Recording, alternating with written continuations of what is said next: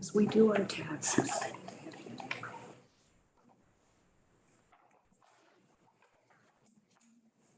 All right, welcome back to the House Committee on Government Operations and Military Affairs for the second part of our afternoon here on February 15th.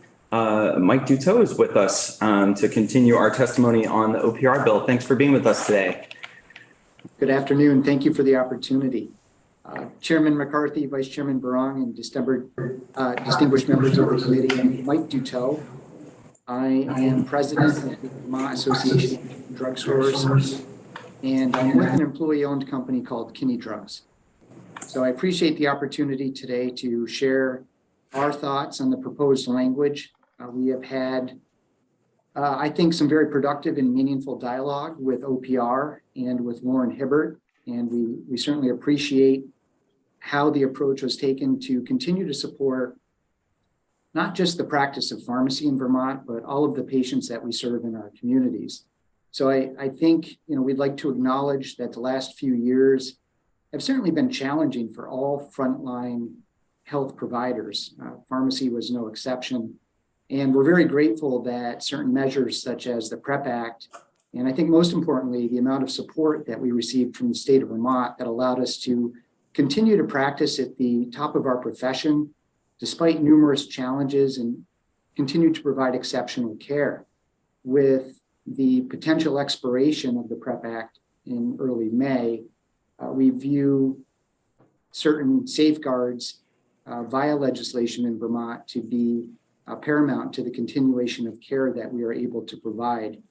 So again, in the interest of time, we fully support what has been put forth. We feel that it's proper and appropriate to allow us to continue to provide the highest level of care while continuing to work alongside our other healthcare providers.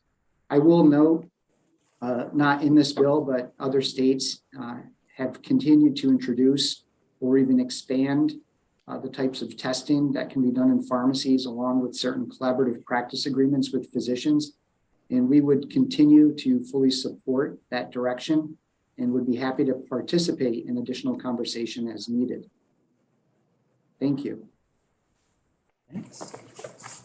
Representative Hango has a question. Thank you. So am I to understand that by not objecting to it, you would be okay with pharmacists coming out of pharmacy school, passing their board exam, and being pharmacy managers on their first day of work? So I will disclose that I'm a former member of the New York State Board of Pharmacy for 15 years, and this is something that we always examined very closely. I believe that experience is important, but also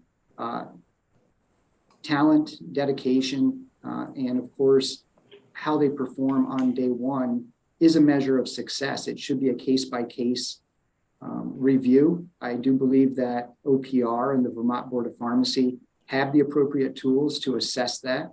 I also believe that there is a professional obligation at the pharmacist level and in the practice setting to ensure that they are practicing in accordance with all rules and regulations. So we do support that. Thank you. And Mr. Duteau, did you have the opportunity to see the new draft 2.1 that we released earlier this afternoon that has a new section 7 that's about pharmacy technicians? It really detailed the circumstances where pharmacy technicians will be able to under the supervision of a pharmacist, continue to provide vaccination and testing. And I just didn't know if you had seen that or wanted to offer us any feedback on that particular aspect. I believe that I have seen the most up-to-date version. I certainly can double check and provide additional comments as soon as possible. But, from our understanding, what they're currently doing under the supervision of a licensed pharmacist who is able to perform the test as well as immunizations, we feel that we can continue to support that practice. Representative Hango. One additional follow-up, please, on that, but you would advocate for us to look into expanding the different types of testing that they are allowed to do rather than just COVID testing, which is what I believe this bill says. So I'm more focused on a lot of the testing that pharmacists are allowed to do under the CLIA waived exceptions. For the purposes of this conversation, we support technicians doing the COVID testing. Thank you. Thank you. Any other questions for Mr. Duto?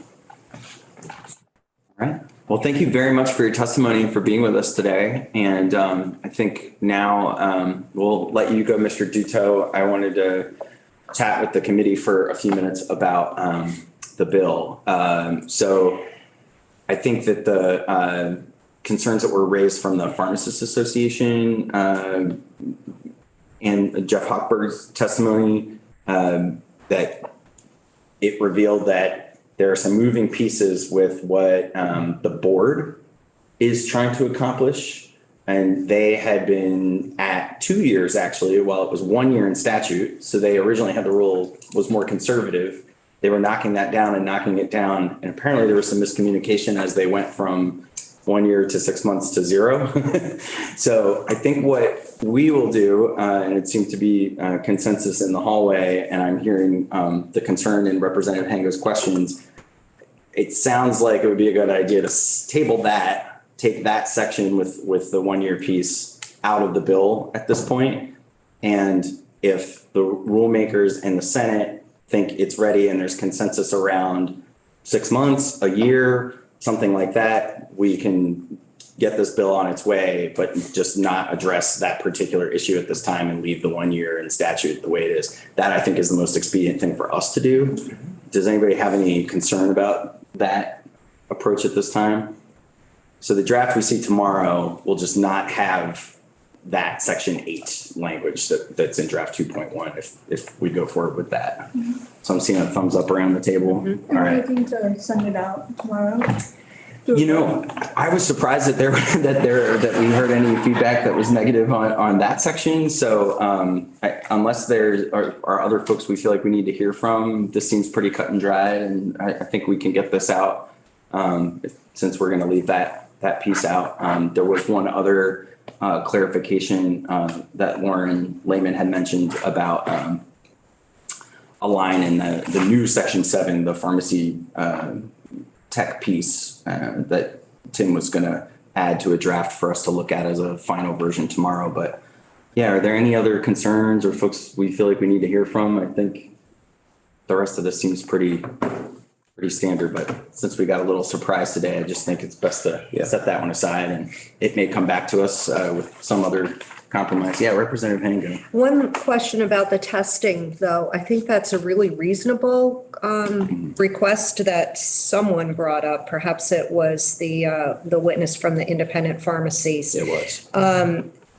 Allowing other types of tests such as strep throat tests, flu tests, because typically you can get a swab that tests for multiple things, including COVID.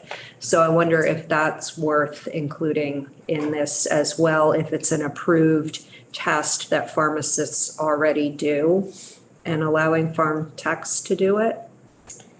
Lauren, would you feel comfortable either weighing in on that at this point or maybe getting us some feedback for tomorrow? Yeah, I can weigh in a little bit and get some feedback. Do you mind, if you want to weigh in now, just taking the seat just so we can get you on the Zoom? I should have done that before when I asked you to weigh in. My apologies. Lauren Lehman, OPR General Counsel for the record. So when it comes to testing, I think OPR wants people to be able to work to the full capacity of their training. I'm not sure that there's been an agreement among providers that while the equipment's available, that pharmacists are authorized to do all those tests. Under the PrEP Act, they were authorized to do COVID tests. And they've wanted to do more expansive testing since then. It really is a huge debate. That's a scope expansion, I think. And so there's going to be many stakeholders who want to weigh in on whether that's appropriate for pharmacists to do, whether it's safe, whether the information is going to get to the right providers. So it's a more complicated, I think, question than just allowing the SARS-CoV test. Thank you. So just a quick clarification that the pharmacists in Vermont are not pharmacists, not pharm techs, are not allowed to do all those testing. No, they're not. They're just allowed to do. Okay, then right now. that closes the discussion for me because there would have to be a lot of additional testimony taken probably in the healthcare committee on scope of practice for a pharmacist before we even talk about pharmacist techs doing it. Want me to mention it? Okay, thank you. Chair, can I, we've had a last minute request addition to the OPR bill. Okay. So I am bringing that, we're getting it in under the wire. So if I may, David Englander with the Department of Health has a proposal that would best fit in the OPR bill. And so it's his baby but I defer to you or his. I would be happy to welcome Mr. Englander and with the knowledge that I am trying to vote this out tomorrow. It's obviously not an emergency. But yeah, if there's something, we already have 2 changes in the draft we're going to see tomorrow. So if there is something that doesn't need a whole lot of additional testimony, absolutely, I'd welcome fewer bills and more efficiency whenever we can get it. So yeah, please, if you want to come and switch out with Lauren, or if it makes sense for you to, I don't know if it's OPR related where you want to stay. I'll sit and Over to you. so I can express OPR's opinion on this. Perfect. Thank you. And please. So you can agree with. Yes, so I can. And what we'll do, Everything. keep all the other sections the same, is we'll make this the new section 8, and that'll be great. There you go. It works out. Do you have language already, or do you? We do. I'm happy to introduce it, and I'm also happy to send you language. Yeah, why don't you, if you want to just take a moment to, if you have it on your computer. I do. If you could email it to Andrea, Yes. then she can put it up, and we can have it up while you're talking. And we're That would require me doing several things at once. we're just gonna stop, pause, take a deep breath, take a sip of coffee, let David send the language. It'd be great. I do want to introduce myself very briefly. My name is David Englander. I'm the Senior Policy and Legal Advisor to the Department of Health. I'm delighted to be before you on short notice, and I'm grateful for the committee's indulgence in taking this last minute opportunity to add this small but critical piece to this bill, if the committee is so willing. Yeah, and please take your time. We've got 15 minutes before we need to be on floor, and I think this will probably be the last thing we need to do for today. So we're gonna work out the last draft. It's an addition. Okay. Yeah, so this would be new language that we would pop into draft. I don't know if we're gonna call it 3.1 or 2.2. Yeah. I can never quite figure out what the logic is, but how much does it need to change to get a new first number?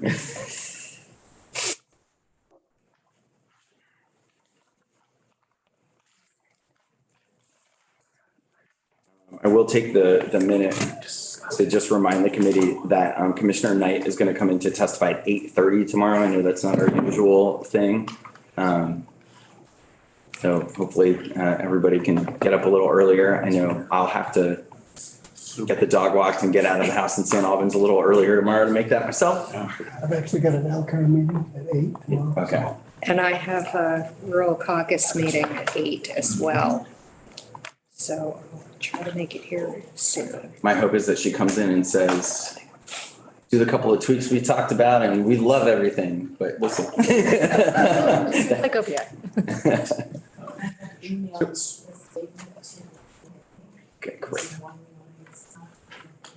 Okay, yeah. That's perfect. Thank you very much. So this is the.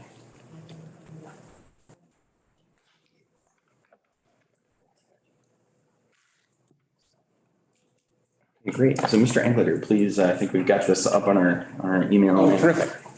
So the proposal concerns the application sorry, let me stop for a moment. I assume the committee is aware that there is a dental health access crisis in Vermont. In general, we have too few dentists. We have too few hygienists throughout the state. This is something that we've been working with our partners on desperately, both from a workforce perspective as well as a licensing perspective. So a critical tool in getting access for people, particularly children, we have been looking at, the Department of Health has been working with OPR over the past few years to look at the scope of public health dental hygienists and allowing them to do more procedures than were originally provided in the regulation, in the regulation that governs their scope. Today, public health dental hygienists can apply what's called SDF, or silver diamine fluoride, which arrests dental caries in place. It stops the decay of the tooth for an indefinite period of time. This is technology that's been used in Europe for decades. In the proposal, we're asking that the dental hygienist scope of practice be allowed to include SMART, which is, I'm going to read this, but I don't get this wrong.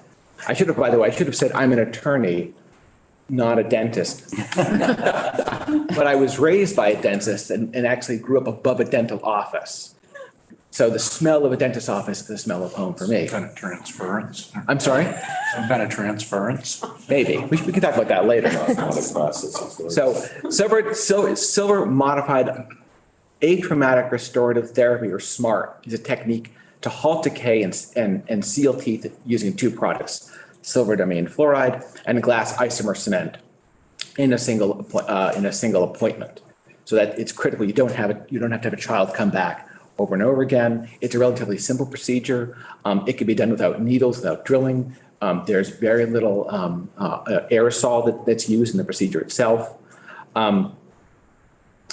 It is not. I don't want to use it. I'm going to be a lawyer using it's a non-traumatic, non-invasive procedure that the department views as a critical tool as a health equity, which is now how we view things in the Department of Health, is how we constantly kind of run through the various proposals and policies and how they affect health equity. And it's particularly true of children. It's particularly true in rural areas where there's such an extraordinary dearth of opportunities for dental care. We are talking about a very specific procedure, and we're talking about a small universe of folks. We're talking about public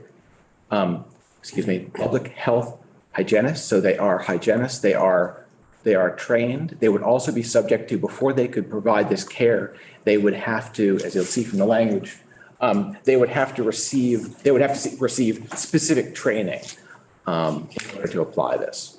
So everybody's got the language. It's this it's the One sentence. We're just looking at the one sentence, a new paragraph D. This, I assume, is being added to the public health hygienist scope of practice. Yes. Okay. Representative. Very basic question. What is a public health hygienist? Sure. And Yes. who manages them? Where do they practice? What is their current scope? I appreciate that. That's a great question. So public health hygienists are hygienists that are hired and are employees of the Department of Health. And so public health 1.0 was that health departments used to provide actual work-time. We actually used to provide care. We would have nurses, we would have doctors, we would have dentists, and kind of a healthcare, public health 2.0 is a larger sort of work on larger policy and system-wide approaches. Is one thing that we have hung on to is public health hygienists. So they work in, they frequently work in schools, they work in clinics, and in some places in the state, they work out of the health department's satellite offices. Go ahead, Representative. Thank you. A couple of follow-up questions. Are these the type of employees that you would find at a federally qualified health center providing dental care? That's an excellent question. And the answer is I don't know. I don't think so, because I don't think we have VDH employees who work at FQHCs. Okay. But I can check. I'm over my skis now. Nope, that's okay. That's not as important as this question. Do these folks get reimbursed by Medicaid? They're paid by, great question. So they are paid by the Department of Health, and this care is their care can be reimbursed by Medicaid. If the patient obviously is a Yes. recipient of But Medicaid. for the most part, the care is being provided, that's the payment for the stuff. The actual, the person's time is paid for by the department. They are employees of the department. And that's part of your department budget? Yes. Representative Higgins? Yeah, in the last part of your sentence, it says that accordance with rules established by the board. Is the Board of Health or Board of Dentists or Board of? Yeah. So it would be Lauren Lehman, OPR General Counsel for the record. It would be the Board of Dental Examiners, which includes dentists, dental therapists, dental assistants, and dental hygienists. So they would oversee this. They already do it for the SDF that we spoke about before, which is just, the way I think of it is they paint the cavity with this SDF, and that could hold for 3-4 months, it's not permanent. It delays the decay. The theory being that that person then seeks permanent care from their dental home. It doesn't always happen. And so this would provide a more permanent solution by putting that glass ionomer over top of it. It makes it a more permanent solution, which leads to the need for a change in the statute. The board has not weighed in on this on either side, pro or con, but they do have rules in place now for just the SDF, for just the painting of stuff on, where they've said, you need certain training that contains this, you need a collaborative practice agreement with a dentist, so they've got some standards in place, and that's what we'd envision would occur with that here as well. Lauren, if we did include this language and the bill passed, that would trigger the board to then establish the rules that are referenced here, right? It would, yes. And it would, so the reason legislation is needed here is because that permanency of the glass ionomer makes it a treatment. It moves it more into being a dental treatment rather than a dental kind of therapy that's used until a permanent treatment can be placed. And that it overlaps with the practice of dentistry, which is usually just done by dentists. There are some exemptions cut out already for dental hygienists, including anesthesia, radiology, and this would be similar to that, another kind of exemption allowing public health hygienists to perform the practice of dentistry just in this limited area. Before I go to Representative Hango, so just thinking about timing and this bill, I am wondering if we might be able to hear from somebody who is a professional that is familiar with this particular practice, public health hygienist, tomorrow afternoon. Yes, the answer is yes. We could get you somebody tomorrow. Okay. Representative Hango. Thank you. And I would also like to hear from a dentist or the Vermont Dental Society on their response to this. Yeah, so committee, since we have to go up to the floor, assuming we can get testimony from at least those two folks at the beginning of our deliberation prior to doing any markup on this, would you be okay with including this as a candidate in the next draft along with the other changes we've talked about? The only question I got is whether or not, I'm looking at the bill itself and it says that the act shall take effect on passage. I'm wondering if this section shouldn't have different time frame to give the board time to read rules. So Laura, as I understand it, this is a really good question that I was trying to get at with my previous question. So if we did this, no one would be able to do this procedure until the board had adopted rules, right? No, you think, I would believe that they could do it because the rules that the board would be, so they could only do it in accordance with rules. So I'm sorry, I was unfamiliar, I was looking at the language.